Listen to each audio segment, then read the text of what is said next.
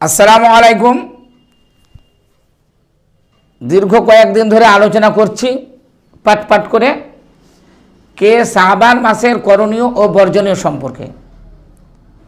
তো আজকে যে আলোচনাটা রাখব সেটা হচ্ছে শেষ পর্ব।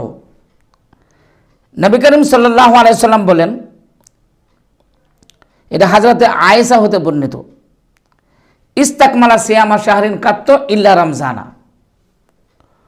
ওমা রায়তুহু ফি শাহরিন আকসার মিনহু সিয়ামান ফি শাবানা। আল্লাহ রাসূল বলছেন, হযরত আয়েশা বলছেন কি আল্লাহর রাসূল কেবলমাত্র পূর্ণ এক মাস রোজা করতেন রমজান মাসে, আর সিয়াম মাসে এত বেশি রোজা রাখতেন যে অন্য কোনো মাসে রোজা রাখতেন না। আল্লাহ রাসূল সবচেয়ে বেশি সিয়াম পালন করতেন এই শাবান মাসে।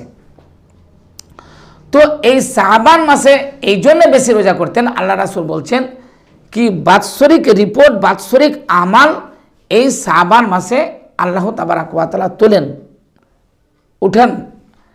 তা আমি চাইছি কি এই সিয়াম পালন অবস্থায়, রোজা পালন অবস্থায় আল্লাহ তাবারাক ওয়া তাআলার কাছে আমার বাৎসরিক আমলগুলো উঠুক, এই জন্যে এই মাসে বেশি বেশি করে সিয়াম পালন করতেন।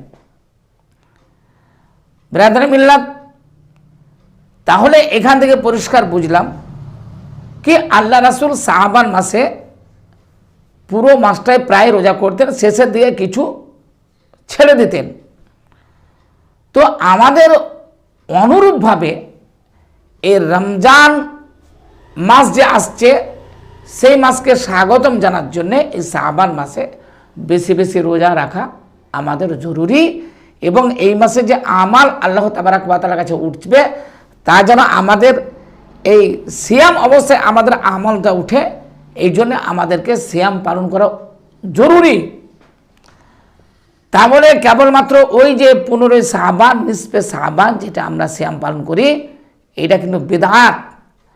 আল্লাহ রাসূল বলছেন কুল্লু উম্মতি ইয়াদখুলুনাল জান্নাহ ইল্লা মান আবা, কিলা মান আবা ইয়া রাসূলুল্লাহ। আল্লাহ তখন সাহাবা বললেন মান আতানি ফাদাখালাল জান্নাহ ওয়া মান আসানি ফাকাদ আবা। আমার উম্মতের সকলেই জান্নাত যাবে কেবল আবা ছাড়া। সাহাবারা বললেন আবা কারা হুজুর? তো তিনি বললেন আবা হচ্ছে তারাই যারা আমার সুন্নাতকে অগ্রাহ্য করলো, মানল না, তারাই হচ্ছে আবা। তো